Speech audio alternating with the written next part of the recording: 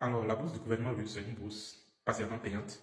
Qui dit partiellement payante, dit quoi? La bourse couvre les frais de scolarité. Et quand vous serez sur le territoire ici, vous avez d'office des hébergements étudiants à votre disposition, mais à moins de coût. C'est vous qui payez, mais à moins de coût.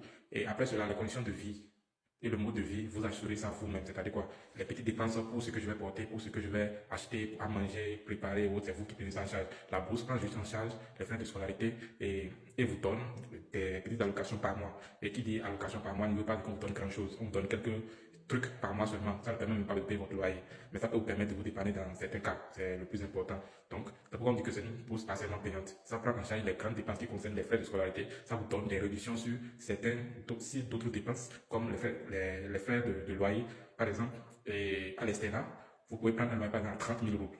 Maintenant, quand vous êtes boursier et vous venez ici, vous prenez les résidences universitaires par exemple à 2500 roubles. Si vous êtes à Moscou ou dans les villes peuplées à 2500 roubles. Donc, regardez entre 2500 roubles et 30 000 roubles. Donc, vous avez déjà une marge de réduction. Même si vous payez quelque chose, c'est des miettes comparativement à si vous allez payer l'argent à l'externat. C'est ça, ce sont les avantages là. Il y a aussi l'assurance maladie que vous allez payer. L'assurance maladie aussi, vous bénéficiez de quelques réductions, vous payez de quelques sous. Donc, c'est un peu ça concernant cette bourse là. Comment on appelle, le billet d'avion, c'est vous-même qui prenez ça en charge. Et concernant cela, il y a une méthode pour que vous ne preniez pas ça en charge. Parce que le billet d'avion pour quitter le Bénin pour ici, et aussi pour quitter après les 5 ans si vous voulez faire la licence, ou après les 3 ans si vous voulez faire le master, ou après les 2 ou 3 ans si vous voulez faire le doctorat, ou après le doctorat. Donc, normalement, il y a un billet pour venir, pour commencer votre cycle de licence, master ou doctorat, post-doctorat, et un autre billet si vous finissez ces années-là, si vous voulez rentrer chez vous dans votre pays d'origine. Maintenant là, normalement, c'est vous qui payez les billets d'avion. Mais après cette bourse-là qui vient d'être lancée, qui commence le 15 septembre 2025 au 15 janvier 2026, où ça serait clôturé, vous avez la possibilité d'être pris en charge pour ces billets d'avion-là. C'est-à-dire quoi? Pour venir, ils vont vous payer ça. Et après les 5 ans pour la licence, on vous paye encore pour retourner. Maintenant là, il y a une petite astuce. C'est-à-dire quoi? Vous devez déposer pour cette même bourse-là, et pour le gouvernement russe ici, et pour l'État béninois. Et là, si vous êtes pris boursier dans les deux champs, vous allez bénéficier des avantages officiels de la bourse du gouvernement russe et maintenant les avantages de la bourse du gouvernement béninois pour cette même bourse-là, c'est le billet d'avion. Maintenant, l'État béninois, par exemple, offre 160 bourses, c'est-à-dire places pour cette bourse-là. Donc, si vous êtes pris par exemple 760 là, ils vont vous payer le billet d'avion pour partir et ils vont vous payer le billet d'avion après les 5 ans pour revenir. Donc, c'est un peu cela. Maintenant, si vous n'êtes pas pris, parce qu'il peut arriver que vous ne soyez pas pris pour la bourse, pour cette même bourse-là qui est en deux volets, où vous pouvez être pris pour l'État béninois et être pris aussi pour le gouvernement russe. Il y a des, je viens de dire, et le motif pour l'avoir assuré, si vous êtes pris dans les deux cas, là, vous n'avez pas de billet d'avion à payer. Maintenant, si vous n'êtes pas pris pour l'État béninois, parce que là-bas, c'est 160 places seulement. Si vous n'êtes pas pris là-bas, vous pouvez être pris pour le gouvernement russe ici, parce qu'eux, ils prennent beaucoup de personnes, ils prennent plus que ça. Mais c'est partiellement payant, c'est pourquoi il faut aussi tenter votre chance. Parce que c'est la majorité des dépenses sont prises en charge et vous n'avez qu'à prendre en charge votre mode de vie. C'est-à-dire quoi? Les frais liés à votre mode de vie, ce que vous allez porter, ce que vous allez manger, les frais de loyer, c'est ça seul que vous prenez en charge. Et qui s'ajoute, comment on appelle, le billet d'avion. Donc c'est pour le billet d'avion, vu que ça coûte cher, et disons dans les 400 000 hein, ou 500 000 ou 700 000, je pense bien, il y a des périodes où c'est très cher, il y a des périodes où c'est moins cher. Donc, vu que au moins ça va vous faire économie si vous êtes pris par le boursier aussi pour l'État béninois dans la même candidature de bourse. C'est-à-dire vous déposez un pour la candidature du gouvernement russe, vous déposez aussi pour la candidature du gouvernement béninois. Et là, quand vous êtes pris des deux côtés, il n'y a pas de souci à se faire. Alors, si vous n'êtes pas pris pour le gouvernement béninois, vous pouvez être pris pour le gouvernement russe parce que le gouvernement russe prend beaucoup de place, prend beaucoup de personnes pour cette même bourse-là. Alors, si vous êtes pris pour le gouvernement russe, vous payez votre billet d'avion vous-même et vous venez sur le territoire, vous bénéficiez des mêmes avantages que ceux qui ont été pris pour par l'État béninois aussi, pour les 160 places. Mais la seule différence entre vous les deux, pour ces deux campagnes-là, c'est-à-dire quoi, c'est le billet d'avion qui sera payé par eux et vous payez ça vous-même. C'est la seule différence. Sinon, tout le reste, là, vous bénéficiez des mêmes avantages. Donc, c'est un peu cela. Maintenant, après ça, et pour cette bourse-là, vous devez savoir que les documents à déposer, c'est les relevés de notes. Les relevés de notes de votre année antérieure. C'est-à-dire quoi? Premier semestre, deuxième semestre de toutes les années jusqu'à ce que vous avez eu à avoir le diplôme que vous avez en main. Par exemple, si j'ai le bac actuellement et je vais postuler avec le bac pour venir faire la licence ici en Russie, je postule, je prends tous mes relevés de notes de la seconde, de la première et de la terminale. Premier semestre, deuxième semestre, troisième semestre. DAT aussi. DT aussi. Donc, ce n'est pas que je vais prendre ça de la troisième ou bien de la sixième. Non, non. Vous prenez ça de la seconde, première, terminale. J'espère que vous comprenez. Donc, après ce relevé de notes-là, il y a le relevé de notes de l'examen même que vous avez eu. De l'examen même, c'est le relevé de notes de bac, par exemple, le relevé de notes de AT, par exemple, le relevé de notes de TTI, par exemple. Après cela, il y a maintenant le diplôme ou l'attestation de ce diplôme-là que vous avez eu. C'est-à-dire quoi? Si c'est le diplôme ou l'attestation du bac, le diplôme, l'attestation du DAT, le diplôme, l'attestation du TTI. Donc, vous avez besoin de tout cela. Maintenant, le diplôme ne sort pas vite. Tout le monde le sait. Donc, vous pouvez chercher à prendre l'attestation en attendant. Si vous avez déjà l'attestation, vous pouvez commencer la procédure. Maintenant, vous pouvez même finir la procédure avec l'attestation. Mais à la longue, quand vous prenez l'attestation, vous commencez la procédure, vous devez savoir que vous devez déjà lancer votre diplôme.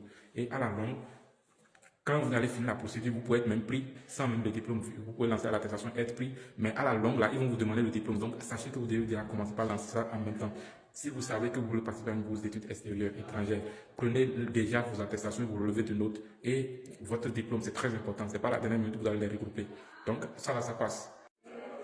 Après ça, il n'y a pas d'âge vraiment réglementaire pour cette bourse d'études-là. C'est ouvert à un large monde, à un large public. Tu es jeune, tu es étudiant à moins de 40 ans déjà, tu peux participer à cette bourse-là. Licence, master, doctorat, donc tu peux participer à ça. Prenez tous vos documents et lancez-vous. La bourse est gratuite, ça ne vous empêche pas de vous lancer. Si ça marche, c'est bon. Si ça ne marche pas, c'est bon. Mais si vous avez déjà un minimum 12 de moyenne et au moins 14 aussi, ceux qui ont déjà 14 peuvent être sûrs qu'avec 60%, ils peuvent être des vrais concurrents. 12 de moyenne aussi, c'est pas mal. Donc, ceux qui ont 17 de moyenne, même 18 de moyenne, sachez qu'il y a au moins 85% que vous soyez pris parce que c'est une bourse d'études qui ravage beaucoup de personnes. Ça fait partie des plus de 4000 et quelques bourses que le gouvernement russe octroie. Et si vous avez des grandes moyennes, même la chance d'être pris, c'est vraiment très facile. Comparativement aux bourses entièrement financées où on prend par exemple 5 personnes au Bénin ou même 3 personnes au Bénin, la chance est vraiment minime. Mais pour cette bourse, on ramasse beaucoup de personnes. C'est ce qui laisse que si tu as une grande moyenne, tu serais rapidement pris. Si tu as aussi une moyenne pas mal, comme les 14, les 13, tu peux aussi être pris. Donc, mais ceux qui ont 10 de moyenne, là, vous pouvez aussi participer, mais je ne vous garantis pas grand-chose.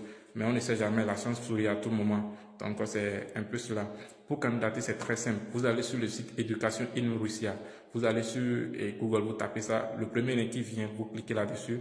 Vous allez tomber sur le site de candidature. Et là, pour candidater, c'est très simple. Vous créez votre profil, c'est comme Facebook. Vous créez votre profil, vous mettez votre nom, votre prénom, votre email. Vous créez votre profil, vous mettez votre photo avec l'arrière-plan blanche en forme carte d'identité. C'est très important parce que c'est ça qui détermine votre identité pour le profil, pour la candidature. Quand l'examinateur prend votre profil parmi des milliers de candidatures qu'il recevra à travers le monde, si votre profil n'est pas vraiment accueillant, il peut même vous déclasser sans même voir même vos mérites parce que c'est votre identité, c'est ce qui voit première position. À base de votre photo, on peut voir si vous êtes sérieux ou pas. Donc vous devez faire une bonne coiffure, faire une bonne photo claire et mettre les informations comme il se doit. Concernant comment candidater sur le site même, je ferai une vidéo là-dessus, mais ce n'est pas très compliqué, c'est très simple et je ferai une vidéo là-dessus.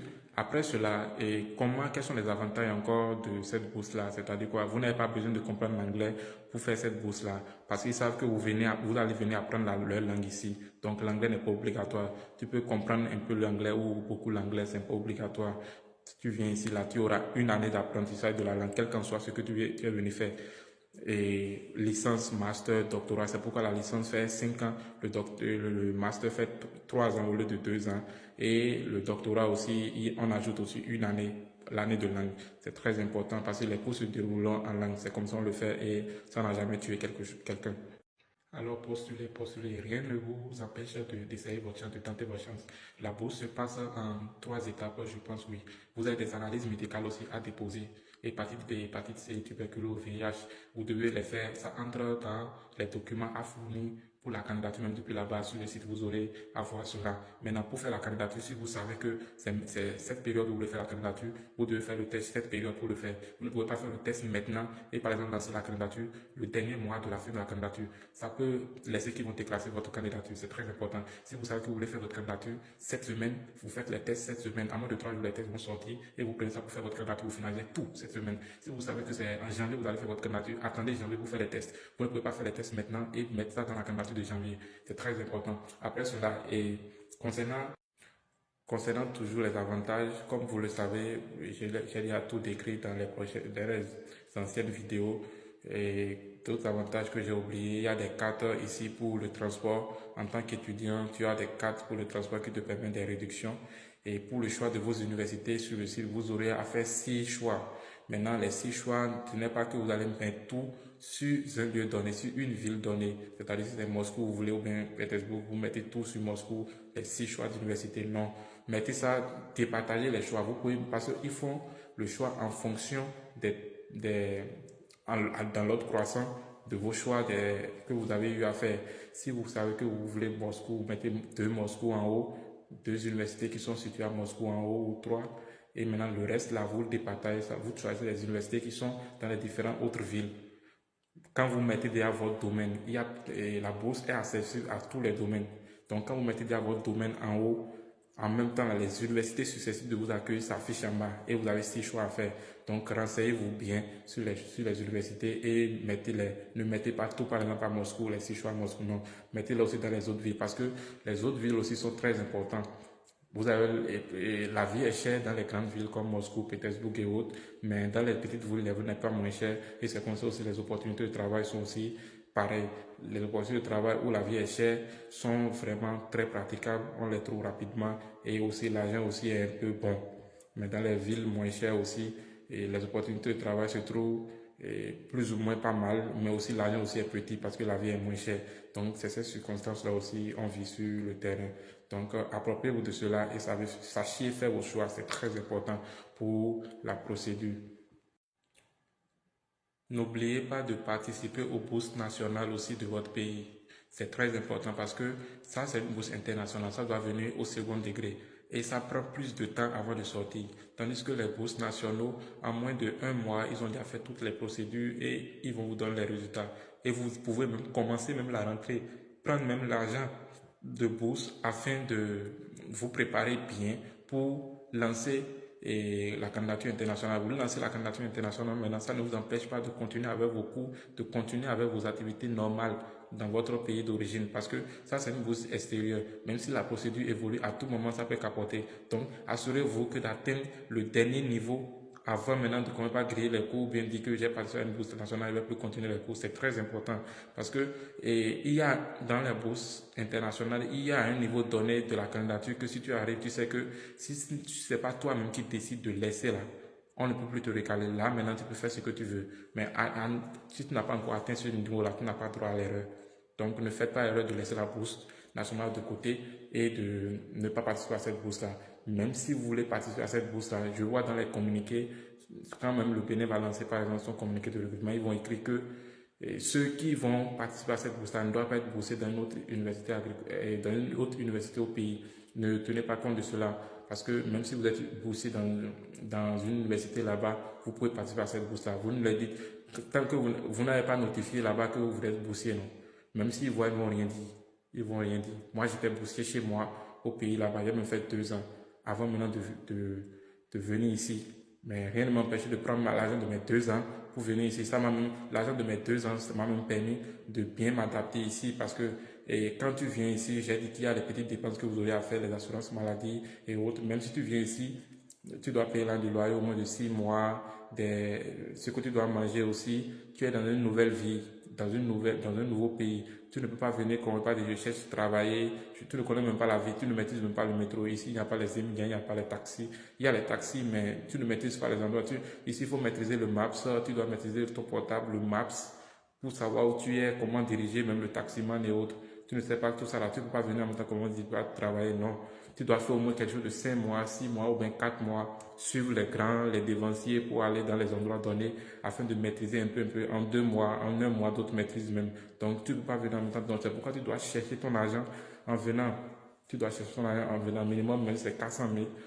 Minimum, au moins pour venir, pour les premières dépenses de 6 mois ou au moins ça te permet de t'acclimater, de bien t'installer, de maîtriser tout avant maintenant de te lancer dans tes challenges. Maintenant, quand tu te lances dans tes challenges, là maintenant, tu peux essayer maintenant de t'en sortir. Donc, c'est très important. Voilà ce que j'ai à vous dire. Je suis au camp des jeunes.